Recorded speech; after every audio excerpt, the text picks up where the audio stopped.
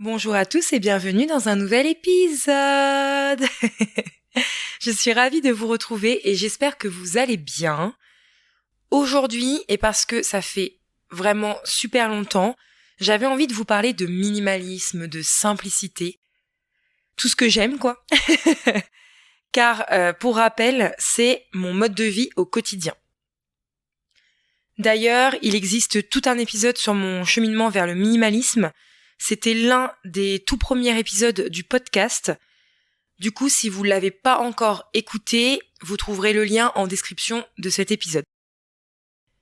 Adopter une vie plus simple, une vie minimaliste, ça a eu énormément d'impact positif sur ma vie. Je suis en train de réfléchir en même temps au côté négatif de ce mode de vie. Mais j'avoue que j'ai pas encore trouvé. Faudrait que j'essaye de me pencher sur la question. Mais c'est pas grave parce qu'aujourd'hui, je suis là pour vous parler de 5 impacts positifs du minimalisme sur ma vie.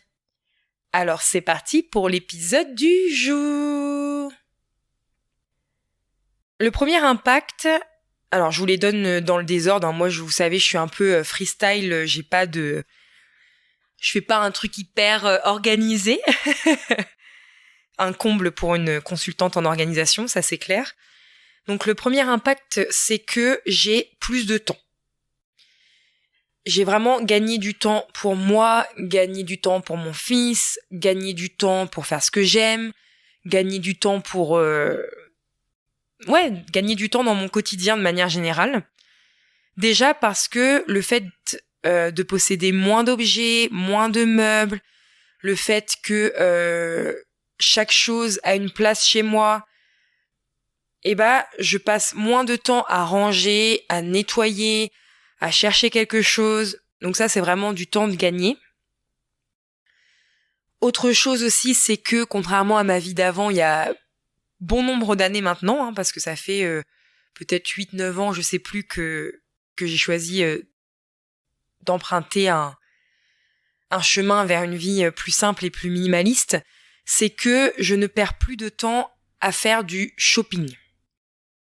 Parce que mon bonheur ne se trouve majoritairement plus dans les objets. Ça veut pas dire que je n'achète plus d'objets, parce que ça m'arrive toujours d'en acheter, mais c'est vraiment beaucoup, beaucoup plus rare qu'une personne normale dans la société de consommation, on va dire. Mais j'arrive à me satisfaire de petits bonheurs simples. Vraiment. De belles couleurs dans la maison, un chocolat chaud. Je prends toujours l'exemple du chocolat chaud, j'ai l'impression, mais j'adore les chocolats chauds. Être avec mon fils, rire, regarder une série, chanter, enfin voilà, enregistrer un podcast. Donc tout ça, c'est vraiment... De toute façon, je ne supporte plus de me retrouver à faire les magasins. Je fais un rejet de ça. Ça me donne des angoisses pas possibles. Il y a pas si longtemps que ça, j'ai dû me retrouver le samedi après-midi à devoir aller acheter quelque chose, un besoin réel, pas du shopping comme ça pour faire du shopping. Et de voir tout ce monde, en plus de voir tout ce monde en train de consommer, de surconsommer... non, en fait, je peux pas. J'y arrive plus, en fait. C'est vraiment, j'ai qu'une hâte, en fait, c'est de sortir du magasin et de rentrer chez moi. De toute façon, de manière générale, quand j'ai besoin de quelque chose, je le commande en ligne, le plus souvent. Déjà parce que je commande beaucoup de choses sur Vinted d'occasion et aussi sur d'autres sites en ligne. Et franchement, c'est un gain de temps considérable. Voilà. Mais avant, je faisais du shopping, il y a bon nombre d'années, je faisais du shopping pour faire du shopping. Quand on fait du shopping, on trouve toujours quelque chose à acheter, voilà, clairement. Je vous donne un exemple aussi de vie pas parfaite, parce que c'est un cheminement au quotidien, et puis comme tout le monde, on est humain, les minimalistes, je précise, et ça peut arriver de craquer.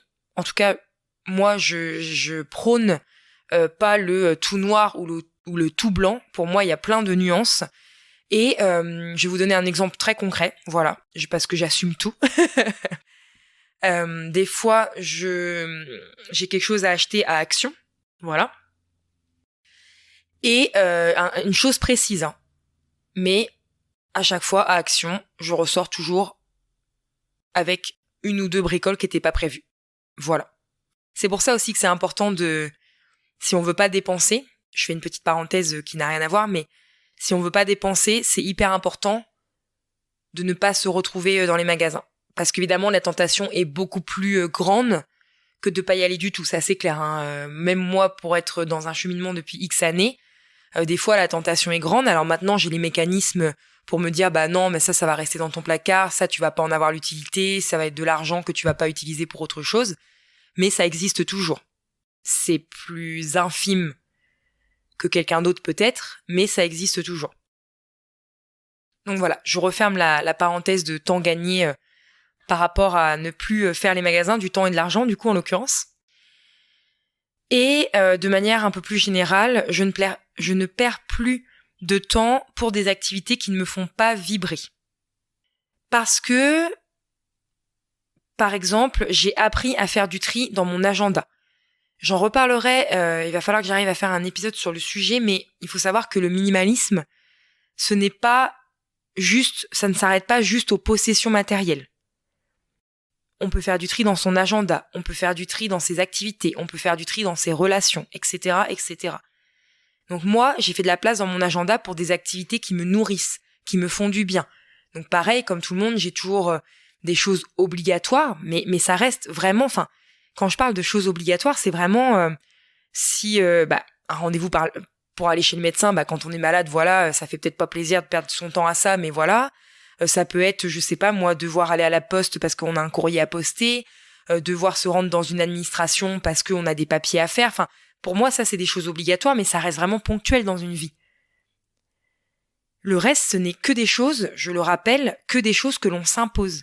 Donc pourquoi s'imposer des choses qui nous font chier? Voilà, clairement. Et je parle bien d'activité, je parle pas du travail, parce que ça c'est pareil, c'est un autre sujet. Moi, évidemment, j'ai fait le choix de travailler de chez moi, de devenir entrepreneur, qui comporte son lot de sacrifices et d'avantages, voilà. Je sais qu'il y a des personnes qui sont en salariat, qui n'aiment pas leur boulot, et que ils y vont quand même, voilà. On va pas du jour au lendemain arrêter son travail comme ça. Ça, c'est une autre histoire. Mais en tout cas, je parle vraiment des activités, des choses annexes, qu'on s'impose, et qu'en fait, ça nous saoule, en fait. Parce que on sait pas dire non, parce que je pense notamment aux invitations qu'on peut recevoir, parce que tout le monde fait ça, donc nous on va le faire aussi. Par exemple, il y a des parents où les enfants ont 1 million d'activités extrascolaires, mais c'est pas grave s'ils en ont qu'une ou pas du tout. Enfin, je veux dire, voilà, faut vraiment penser à la notion de plaisir. On n'est pas là pour souffrir, voilà. Donc, je parle vraiment de tout ça. Donc, j'ai fait du tri dans mon agenda et j'ai appris à reconnaître et à faire de la place pour les choses qui me font du bien. Voilà, c'est vraiment c'est tout, c'est le résumé de ce que je viens de vous expliquer. Un deuxième impact positif que le minimalisme a eu sur ma vie, qui est en lien un petit peu avec cette histoire de shopping que j'expliquais précédemment, c'est que j'ai plus d'argent. J'ai fait des économies énormes. En devenant minimaliste, il n'y a pas de secret. Je pense que peut-être tous les minimalistes de la Terre pourront vous le dire. Et surtout, ce qui est important pour moi, c'est que j'ai plus d'argent pour vivre des expériences ou des moments uniques et magiques et pour investir dans ce qui me nourrit vraiment. Je pense que parmi tous les impacts que je vous ai donnés, que je vais vous donner, même s'ils sont tous importants à mes yeux et que je kiffe ma vie pour ça, c'est un des impacts que je trouve le plus waouh, clairement.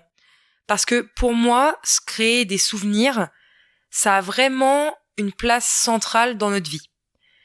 Et c'est beaucoup plus important que les objets. Parce que c'est de ça que je vais me rappeler avant tout. Les achats, je sais pas si vous avez déjà été sensibilisé à ça. Peut-être que moi j'ai été sensibilisée à ça parce que quand je m'intéresse à un sujet, je dévore toutes les informations sur ce sujet, mais peut-être que pour vous c'est pas le cas, mais en tout cas je vais le répéter au cas où. Désolée si vous le savez déjà, mais un achat comme ça sur un coup de tête, on va kiffer en fait. Le cerveau, je sais plus par quel mécanisme, mais en tout cas on va kiffer, ça va nous faire du bien sur le moment, ça va nous réconforter, ça va nous faire plaisir, etc.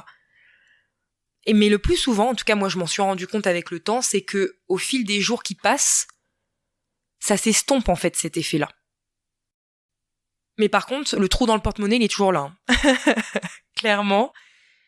Et donc moi j'ai essayé, en prenant ce chemin vers le minimalisme, j'ai essayé de changer ça en fait. C'est-à-dire de reporter ma source de bonheur non plus sur des objets, mais sur des souvenirs. Et les souvenirs, on arrive toujours à s'en rappeler, à farfouiller dans sa mémoire.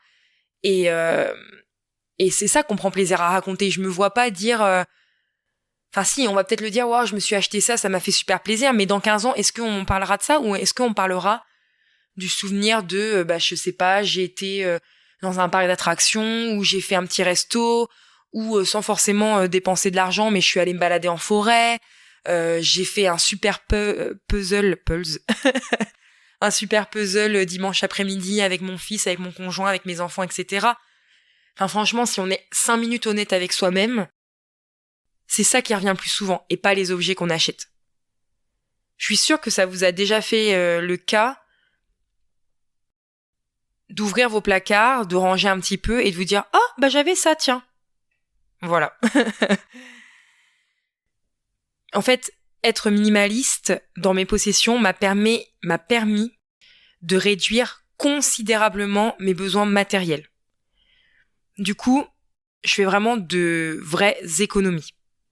Déjà parce que le minimalisme, c'est vraiment se recentrer sur notre essentiel et éliminer notre superflu. Pourquoi je dis notre ? Parce que c'est propre à chacun. Et ça, je le souligne vraiment. Il n'y a pas de règle genre tu dois garder ci, tu dois garder ça. Tout le monde dit que je dois jeter ça, donc faut que je le jette. Non. C'est vraiment selon les critères de chacun. Et donc du coup, après moult années en tant que minimaliste, tout ce qui est objet pour mes besoins de base, c'est-à-dire cuisiner, m'habiller, dormir, me laver, enfin vraiment les besoins primaires, je sais pas si on dit ça comme ça, mais tous ces besoins-là, j'ai déjà ce qu'il me faut. De la vaisselle, des ustensiles que j'utilise, pas ceux qu'on utilise une fois par tous les 5 ans là, des vêtements, un lit, des serviettes de toilette pour me sécher, enfin voilà, vraiment tout ce qui est de base, j'ai déjà tout ce qu'il me faut. Et j'ai appris avec le temps à ne plus succomber aux nouveautés et du coup je ne suis plus attirée par les nouveautés. Alors, je vais nuancer un petit peu mon propos, c'est-à-dire que évidemment que quand je vais aller dans un magasin, on se le rappelle quand je vais avoir besoin de quelque chose, si je vais voir de la belle vaisselle ou un beau vêtement, etc., évidemment que je vais dire « Ah, c'est sympa, c'est vraiment beau, oh là là », enfin voilà. Mais je vais pas enclencher l'acte d'achat. Parce que je vais réussir à me dire « Non mais t'as déjà ce qu'il faut ». En plus, une des règles qui est sympa à essayer d'appliquer quand on a envie d'une vie plus simple, plus essentielle, plus minimaliste, c'est un objet qui rentre, un objet qui sort. Et je vous jure que quand on essaye d'appliquer cette règle, on réfléchit à 2 fois parce que, est-ce que j'ai envie de sortir cette tasse ? Est-ce que cette tasse, elle est plus importante que la nouvelle que j'ai envie d'acheter ? Ma vaisselle, je l'aime bien ma vaisselle, pourquoi je vais aller en acheter de la nouvelle ? Enfin, vous voyez, c'est un mécanisme. Mais ça vient avec le temps, avec la pratique, faut pas se flageller. Si ça prend du temps, moi j'ai pas tout fait du jour au lendemain, faut arrêter de croire que tout arrive du jour au lendemain. C'est vraiment un processus d'une vie, franchement, c'est une gymnastique qui au fur et à mesure se met en place. Donc pour les besoins de base, j'achète uniquement quand c'est nécessaire. En fait, quand c'est nécessaire que ce soit remplacé parce que je vais avoir cassé ça, ou parce que ça va être usé, Voilà, pour ce genre de raisons. Mais plus juste, ils ont sorti une nouvelle collection de vêtements, de vaisselle, de ceci, de cela, et je vais acheter. Et je vais accumuler. Non, ça n'existe plus dans ma vie, donc évidemment que ça me fait faire de réelles économies au quotidien. Après, pour ce qui est des objets plus détente, loisirs, etc., j'achète ce dont j'ai réellement envie. Et j'insiste sur le réellement envie. Pas comme tout à l'heure ce que je vous expliquais sur je vois un objet, oh là là, je me l'achète, plaisir éphémère et après j'en ai plus rien à faire. Non. Je me suis créé un système qui marche pour moi, que vous pouvez essayer, voir si ça marche aussi pour vous. C'est de me créer des listes d'envie avant achat. D'ailleurs, les listes d'envie, c'est aussi bien pour, Clémence, qu'est-ce qui te ferait plaisir pour Noël, pour ton anniversaire ? Je vais aller piocher dans ma liste d'envie. Petite parenthèse. Petit conseil supplémentaire. Et du coup, donc je me suis créé des listes d'envie avant achat au lieu de me créer des paniers sur les sites en ligne. Parce que généralement, le panier, on va cliquer sur acheter. Que là, mes listes d'envie sur Notion, il n'y a pas de bouton acheter. Voilà. Et généralement, sans aucune exagération de ma part, j'achète clairement moins de 10% de tout ce que je peux mettre sur ma liste d'envie. Parce que le temps passe et que, au fil des jours, une fois que ce truc éphémère est passé, j'en ai plus envie. Ou alors, au fil des semaines, jusqu'au prochain achat où je vais aller piocher dans cette liste d'envie, finalement ça me correspond pas ou plus parce que il faut savoir que on est impacté par la publicité, on est impacté par la société, on est impacté par les réseaux sociaux, donc parfois on pense qu'on a besoin de ça ou qu'on a envie de ça ou que ça nous correspond ou que voilà, et en fait c'est pas le cas. Donc franchement, créer des listes, laisser passer du temps et voir ce qu'il en ressort, c'est vraiment super efficace pour éviter de craquer immédiatement sur quelque chose qui finira dans un placard. Et c'est aussi efficace pour dire à ses proches qu'est-ce qui nous ferait plaisir. Quand ils nous demandent, toi tu voudrais quoi ? Je sais pas, si en fait je sais parce que j'ai une petite liste d'envie sous le coude. Voilà. Et pour ce que j'achète après plusieurs jours ou plusieurs semaines, la majorité du temps, du coup, je kiffe vraiment. Vraiment, parce que je sais que ça va pas être une envie comme ça, juste sur un coup de tête. Alors, vous savez que je nuance, vous savez que j'aime bien vous raconter la vraie vie. Il m'arrive encore parfois de regretter 1 ou 2 achats, mais grâce à tout ce processus, ça reste vraiment quelque chose de rare. Et je vais vous faire une confidence pour les personnes qui me connaissent pas encore beaucoup. Je sais dans quoi je ne regretterai jamais de faire un achat. Les livres. Les livres, c'est ma vie. Donc ça, généralement, je me permets aussi de craquer sur un coup de tête parce que clairement, les livres, voilà, quand on a un truc comme ça qui nous prend aux tripes, moi je suis une très grande lectrice, franchement ça je sais que je ne le regretterai jamais. Alors c'est sûr qu'en ce moment je ne le fais pas parce que un de mes objectifs c'est de diminuer ma pile à lire. D'ailleurs pour 2024 j'espère vraiment arriver à 0 dans les livres. D'ailleurs je suis un petit peu frustrée parce que j'aurais voulu lire les romans de Noël avec les belles couvertures là. J'en ai jamais lu de ma vie. Et j'avoue que, bon, après si je craque pour un, on verra, je vous en reparlerai sur Insta si jamais j'ai craqué pour un livre de Noël. Après c'est sûr qu'en ce moment avec les livres, quand je tombe sur une boîte à livres, je jette un coup d'œil et cette année, mais je suis tombée sur plein de livres hyper géniaux dans les boîtes à livres. Alors que des fois, j'ai pas forcément, vous savez, ça c'est un peu la loterie, c'est-à-dire que on récupère les livres que les gens donnent et il faut tomber au bon moment, parce que les meilleurs livres partent très rapidement. Mais je sais pas, cette année, j'ai eu de la chance de ce côté-là, donc en fait, j'ai diminué ma pile à lire, mais elle a augmenté avec ce que j'ai trouvé gratuitement dans les boîtes à livres. Voilà. Et comme il y en a de plus en plus par chez moi, Bah, je pense que j'ai de quoi faire. Donc peut-être que je vais pouvoir me permettre de craquer pour un livre de Noël parce que sinon, peut-être qu'en Noël 2028, je serai encore avec ma pile à lire.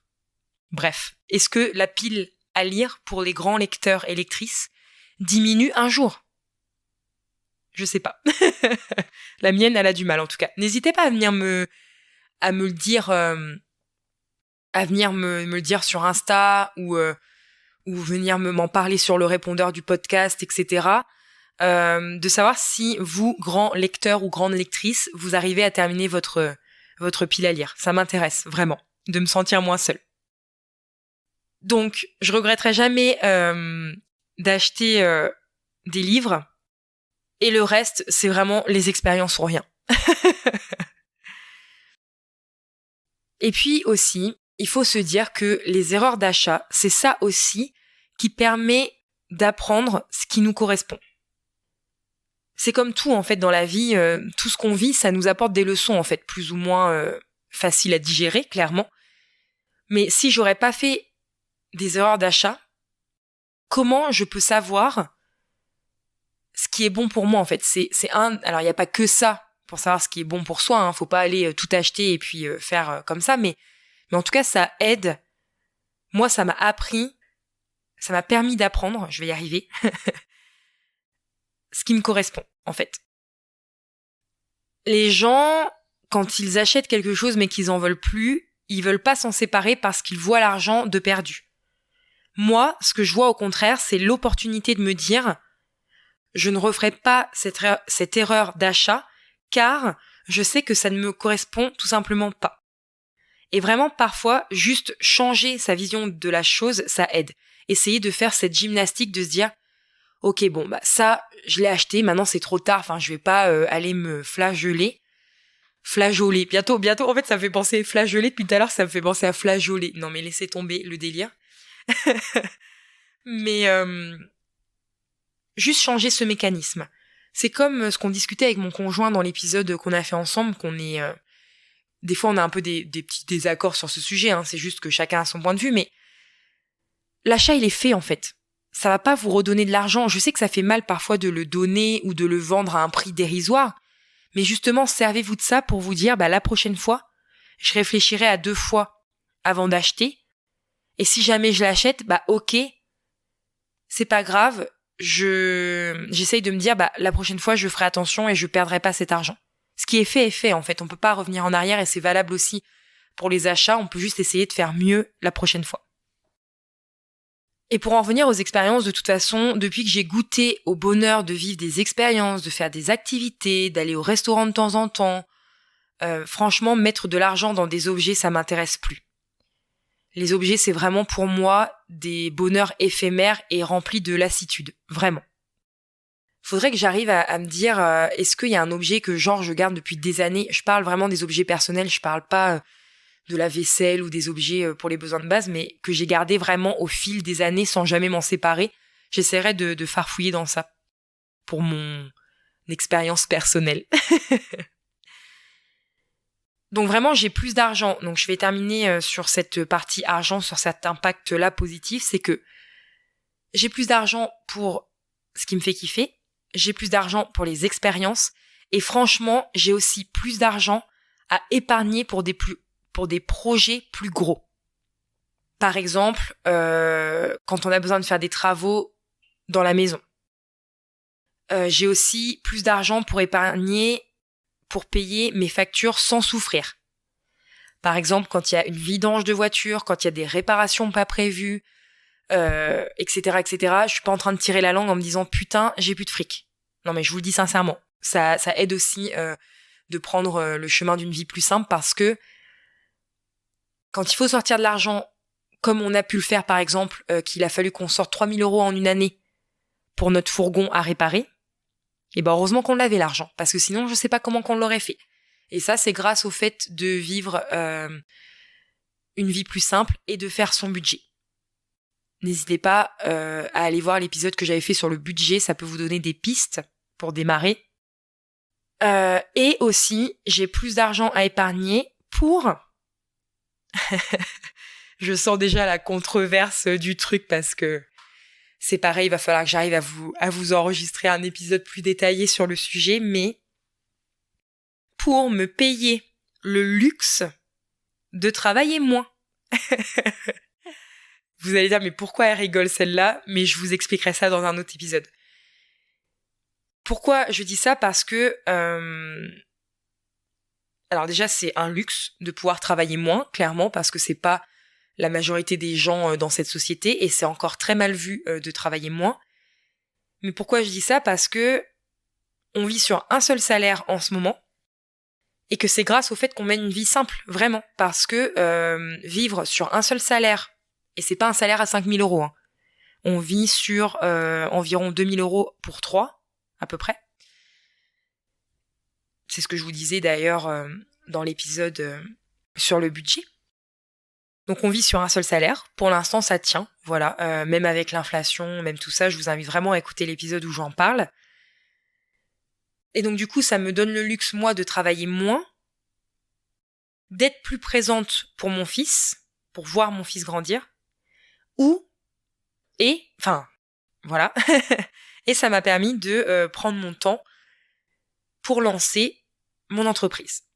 Parce que pour rappel, pour les personnes qui débarquent et qui ne le savent pas, je suis consultante en organisation, je suis home organizer et j'accompagne les personnes qui ont besoin justement d'aide pour avoir une vie un petit peu comme la mienne. Enfin, pas exactement comme la mienne, mais en tout cas pour être plus organisée, pour aller à l'essentiel, pour remettre du sens dans leur vie et pas grâce aux objets. Voilà, pour se désencombrer, pour trier, pour ranger, etc., etc.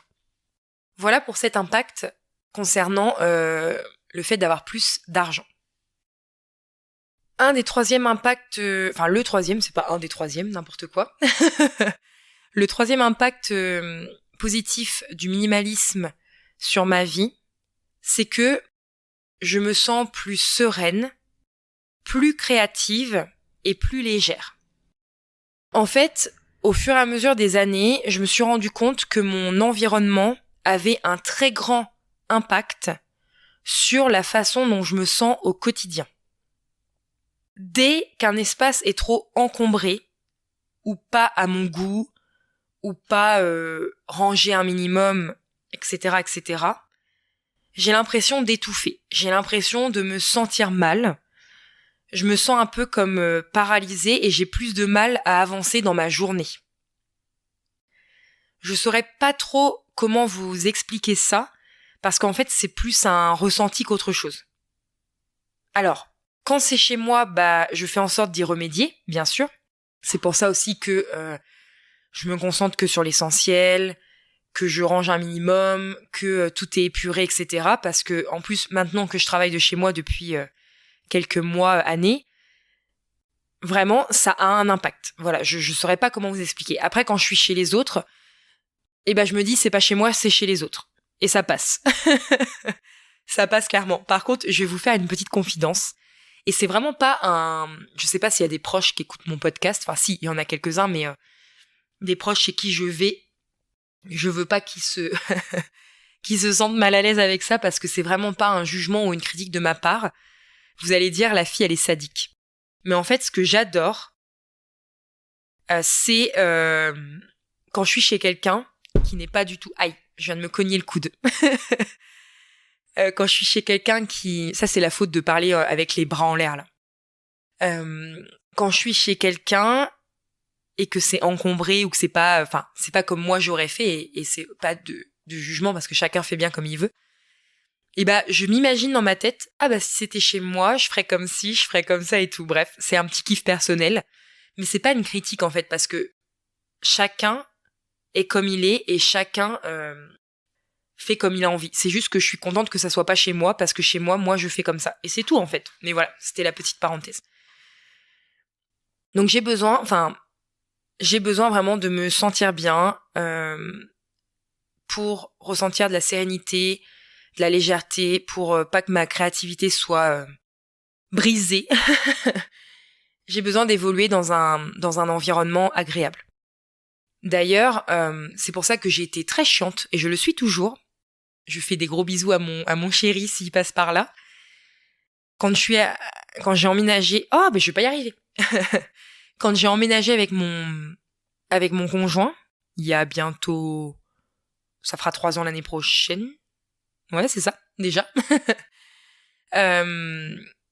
Alors lui, je vous mets le contexte. Lui, il m'a toujours dit, moi, j'attendais d'être en couple pour que l'on puisse faire à nos goûts avec ma conjointe. Donc avec moi, en l'occurrence, puisque c'est moi qui est dans sa vie maintenant. Je trouve ça vraiment très attentionné de sa part, vraiment, d'avoir fait ça. Enfin, voilà, de pas avoir décoré ou aménagé selon ses propres goûts à lui. Mais du coup, quand je suis arrivée chez lui, comment vous dire ? J'étais très contente, hein, voilà. Mais au fur et à mesure des semaines et des mois, il a fallu qu'on s'y mette parce que vraiment, ça a un impact. Et ça en a encore un aujourd'hui parce qu'évidemment, les travaux ne se font pas en un jour. Là, il nous reste encore notre chambre à nous, il nous reste encore la salle de bain, les toilettes. Et après, on aura l'occasion, mais alors ça, c'est un chantier à part entière, d'aménager l'étage supérieur. Mais le moindre petite chose qu'on fait au fur et à mesure, ça me met dans une joie immense, immense. Au-delà du fait en plus que il est bricoleur, qu'on fait beaucoup de récup, que on arrive à se meubler à petit prix, lui ça le dérange pas, les achats d'occasion, on bricole, on fait vraiment tout comme on aime. Donc en fait, en plus d'avoir un bel environnement au fur et à mesure de nos travaux, on le fait sans que ça nous coûte un bras, les amis. Et ça, vous voyez, c'est vraiment, ça s'imbrique, en fait. Toutes mes valeurs, tous mes souhaits de vie, toute cette partie récup, écologie, minimalisme, etc. Enfin, tout ce qui fait partie de ma vie s'imbrique les uns les autres. Et du coup, ça me met en joie. Voilà. Plus que d'avoir une Porsche garée dans l'allée de mon jardin.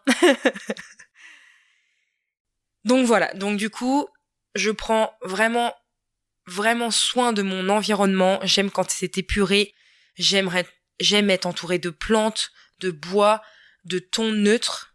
Alors attention, ça veut pas dire que j'ai que du blanc à la maison. Parce que ça, c'est aussi un préjugé sur le minimalisme. Hein. On croit que tous les intérieurs sont blancs, qu'il n'y a pas de couleur, que c'est triste, que le minimaliste, il doit se faire chier de n'acheter jamais rien. Qui doit avoir une vie triste. J'ai jamais eu une vie aussi heureuse que depuis que je suis allée à l'essentiel et que j'ai mis mon énergie et mon argent et mon temps et dans autre chose, je vous assure. Est-ce que j'ai l'air d'être malheureuse ? Dites-moi.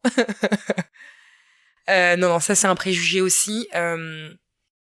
J'ai l'intention de mettre au fur et à mesure des semaines quelques photos de mon intérieur.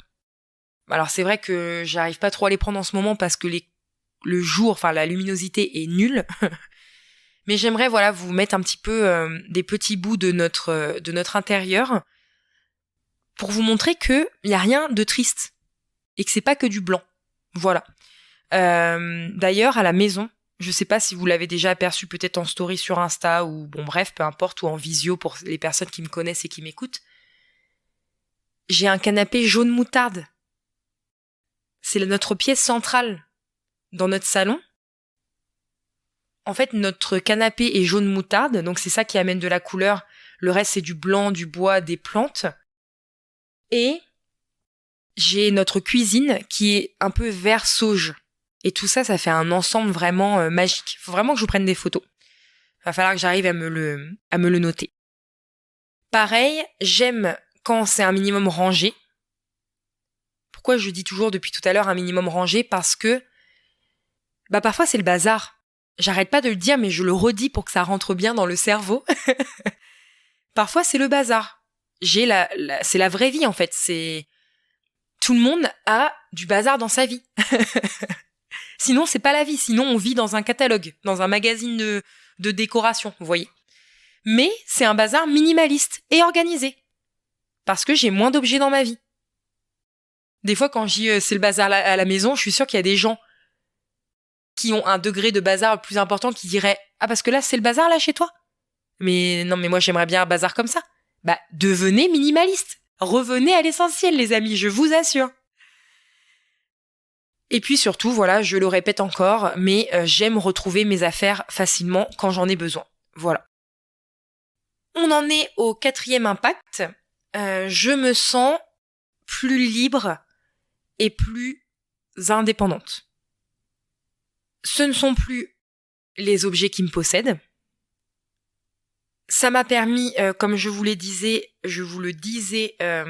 dans les points précédents, de ne pas dépendre d'un patron financièrement. Voilà. Alors, il y en a qui vont dire « Oui, mais Clémence, tu dépends de ton conjoint, c'est lui qui ramène les sous pour faire vivre le foyer. » Ce sont des choses que je me dis à moi-même, rassurez-vous. Ce sont des choses que je me dis à moi-même. Et parfois que je culpabilise, souvent, parce que c'est ancré dans la société de me faire sentir comme une merde, clairement, mais parfois le jugement des autres me fait me sentir comme une merde. C'est à moi de passer au-dessus du jugement des autres, hein, c'est un travail de chaque instant. Mais comme je le disais, j'aurais pas cette liberté.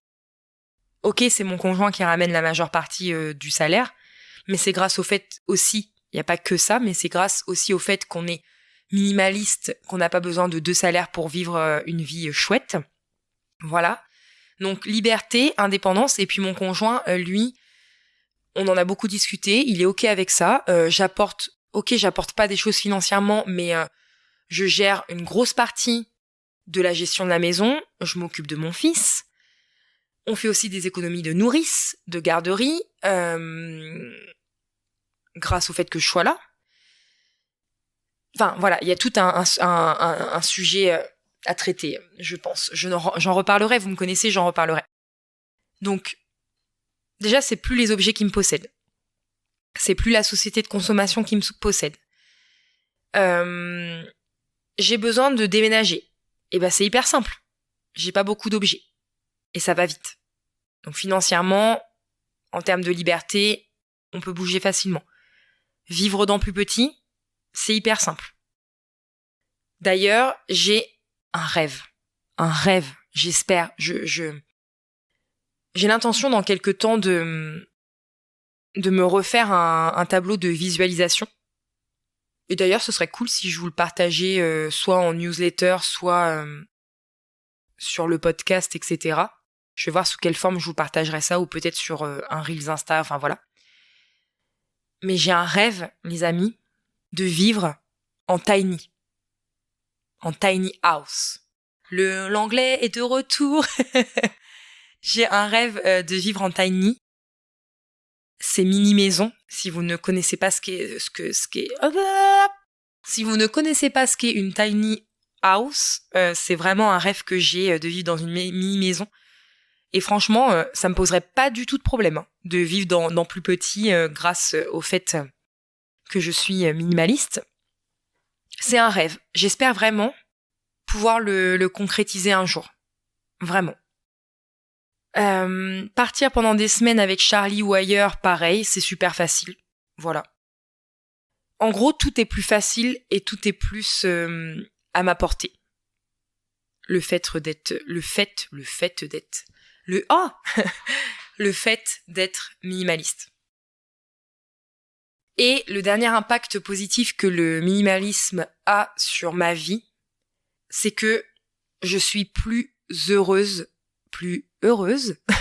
je sais plus si on fait la liaison ou pas, plus heureuse au quotidien. Parce que chacune de mes journées sont obligatoirement ponctuées de moments simples et savoureux. Jouer avec mon fils, sortir me promener, lire un livre, kiffer bosser sur mes projets, j'en passe, c'est des meilleurs. Et ce sont des moments à la portée de tous. Mais revenir à l'essentiel m'a vraiment permis de m'en apercevoir et surtout de laisser de la place à ces moments. En fait, ce dernier impact, c'est un peu le résumé de tout ce que je viens de vous expliquer dans cet épisode. Je suis plus heureuse parce que j'évolue dans un environnement agréable qui n'est pas encombré de choses inutiles. Je suis plus heureuse parce que j'ai du temps à consacrer à mes proches, à faire des activités qui me font du bien, à vivre des moments ordinaires ou extraordinaires au lieu de passer mon temps à ranger, à nettoyer ma maison qui déborde. Je suis plus heureuse parce que financièrement, l'argent contribue aux choses qui nous font du bien.